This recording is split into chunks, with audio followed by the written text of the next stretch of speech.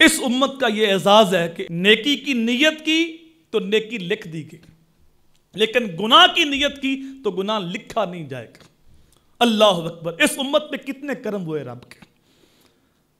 نیکی کی نیت کرتی، کسی وجہ سے نیکی نہیں کر پاتی، نامہ مال کے اندر نیکی لکھ دی، اور گناہ کا ارادہ کر لیا اور گناہ کیا نہیں تو اس کے نامہ مال کے اندر گناہ نہیں لکھا جائے گا، اور اگر وہ گناہ کر لیتا ہے تو ایک ہی لکھا جاتا ہے۔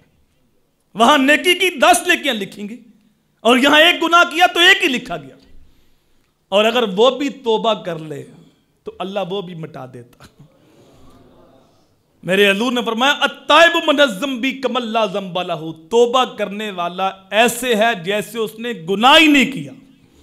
بندہ توبہ کر لیتا ہے تو پھر مالک یہ نہیں دیکھتے اس نے کیا کیا کیا ہے، یہ دیکھتا ہے بندہ میرا تھا، بالآخر میری چوکھٹ پہ آ گیا ہے، فرشتوں گواہ ہو جو میں نے اپنے بندے کی مغفرت فرما دی۔